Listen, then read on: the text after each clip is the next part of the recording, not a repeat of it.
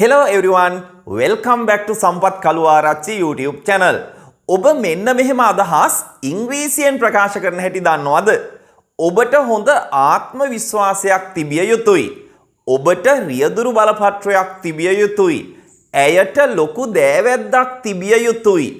තිබිය යුතුයි යනුවෙන් ඉංග්‍රීසියෙන් අදහස් ප්‍රකාශ කිරීමේදී අපි should have භාවිත කරනවා. හොඳින් මතක තියාගන්න පළමුව subject in පසුව should have භාවිත කරනවා. in පසුව අදාළ නාමපදය තමයි අපි භාවිත කරන්නේ. මේ පාඩම් වලින් ඔබට අලුත් වාක්‍ය රටාව වගේම අලුත් වචනත් ඔබට මුණ ගැසෙනවා. ඒ වචන හොඳින් මතක තියාගෙන එදිනදා කතනයේදී නිවැරදිව භාවිත කරන්න කියලාත් මම ඔබට මතක් කරන්න කැමතියි.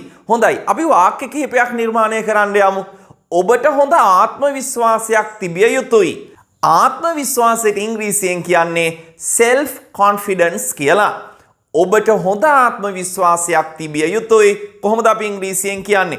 ඔබට කියන්න අපි ගන්න youට පස්සේ අපි should have භාවිත කරනවා. You should have a good self confidence. You should have a good self confidence. ඔබට හොඳ ආත්ම විශ්වාසයක් තිබිය යුතුයි. හොඳින් මතක තියාගන්න, ඊටාම සරලයි වාක්‍ය නිර්මාණය කිරීම. මේ තියරිය, මේ grammar rules ඔබ හොඳින් මතක තියාගන්න. කොහොමද කියන්නේ මෙන්න මේ අදහස? ඔබට රියදුරු බලපත්‍රයක් තිබිය යුතුයි. රියදුරු බලපත්‍රයට අපි ඉංග්‍රීසියෙන් කියන්නේ driving license කියලා. driving license නෙවෙයි, අන්තිමට අල් සයන්නෙන් තමයි අවසන් වෙන්නේ. driving license. ඔබට රියදුරු බලපත්‍රයක් තිබිය යුතුයි. You should have a driving license. හොඳින් මතක තියාගන්න. මම දැකලා තියෙනවා English newspapers වල ඔය vacancies එහෙම තියෙන්නේ. ඒවල තියෙනවා සුදුසුකමක් වශයෙන් ඔබට රියදුරු බලපත්‍රයක් තිබිය යුතුයි. You should have a driving license කියලා සඳහන් කරලා තියෙනවා. හොඳයි. එහෙනම් මෙන්න මේ වාක්‍ය කොහොමද ඔබ ඉංග්‍රීසියෙන් කියන්නේ? ඔබට හොඳ ඉංග්‍රීසි දැනුමක් තිබිය යුතුයි. ඒවත් මම දැකලා තියෙනවා vacancies වල English newspapers වල vacancies දාලා තියෙනවානේ, ඇබෑර්තු ඒවල දාලා තියෙනවා. ඉංග්‍රීසියෙන් ලියලා තියෙන්නේ ඔබට හොඳ ඉංග්‍රීසි දැනුමක් තිබිය යුතුයි කියලා. කොහොමද ඉංග්‍රීසියෙන් කියන්නේ? මෙන්න මෙහෙමයි. ගොඩක් අය මේක වරද්දනවා. ඔබ නිවැරදිව කියන්න මතක තියාගන්න. You should have good knowledge of English. මෙතන ඔබ you should have good English knowledge කියන්න එපා. ඒ වගේම දාන්නත් එපා. You should have a good English knowledge කියන්න කොහෙත්ම එපා. මෙතනදී අපි දාන්නේ නැහැ. දාන්නේ නැත්තේ දැනුම ගණන් කරන්න බැරි නිසා. ගණන් කළ නොහැකි, නොයසේනම් uncountable nouns සමග අපි භාවිත කරන්නේ නැහැ. දැනුම අපිට 1 2 3 කියලා ගණන් කරන්න බැහැනේ. ඒ නිසා අපි දාන්නේ නැහැ. good knowledge of English කියලා ඔබ භාවිත කරන්න. ඔබට හොඳ ඉංග්‍රීසි දැනුමක් තිබිය යුතුයි. You should have good knowledge of English.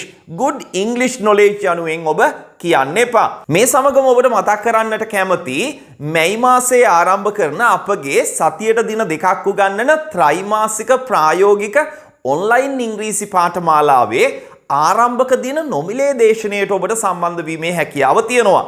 නොමිලේ දේශනයේදී ඔබට ඉංග්‍රීසි ඉතාම කෙටි කාලයකදී ඉගෙන ගන්න ආකාරය වගේම අපගේ පාඨමාලාව පිළිබඳ ඔබට හොඳින් දැනුවත් වන්න පුළුවන්.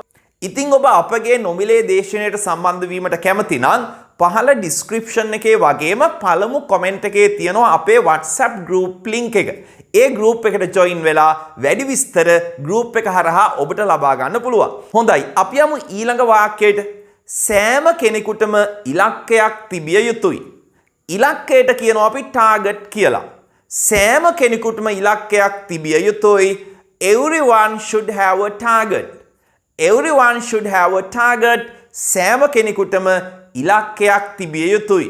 කොහොමද කියන්නේ? සෑම කෙනෙකුටම vision එකක්, එහෙම නැත්නම් දැක්මක් තිබිය යුතුයි. Everyone should have a vision. Everyone should have a vision. සෑම කෙනෙකුටම vision එකක් තිබිය යුතුයි. දැක්මක් තිබිය යුතුයි. හොඳයි, අපි ඊළඟ වාක්‍යයට යමු. ඇයට ලොකු දෑවැද්දක් තිබිය යුතුයි.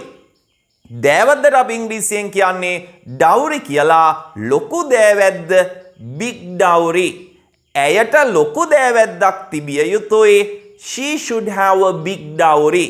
She should have a big dowry. ඇයට ලොකු දෑවැද්දක් තිබිය යුතුයි. හොඳයි, අවසාන වාක්‍ය වශයෙන් මම මෙන්න මේ වාක්‍ය තෝරාගත්තා. අපිට අලුත් නිවසක් තිබිය යුතුයි. අපිට අලුත් නිවසක් තිබිය යුතුයි. කොහොමද ඉංග්‍රීසියෙන් කියන්නේ? හරිම ලේසි. We should have a new house. We should have a new house. අපිට අලුත් නිවසක් තිබිය යුතුයි. ඔබ හොඳින් මතක තියාගන්න, තිබිය යුතුයි යනුවෙන් ඉංග්‍රීසියෙන් අදහස් ප්‍රකාශ කිරීමේදී අපි should have තමා භාවිත කරන්නේ. හොඳයි, එහෙනම් අපගේ ත්‍රිමාසික ඉංග්‍රීසි පාඨමාලාවේ ආරම්භක දින නොමිලේ දේශනයට සම්බන්ධ වෙන්න ඔබට පුළුවන් පහත WhatsApp group එකට සම්බන්ධ වීමෙන්. හොඳයි, එහෙනම් අපි අලුත් වීඩියෝ එකකින් හමු වෙමු. ගිහින් එන්නම්. Have a nice day. Bye.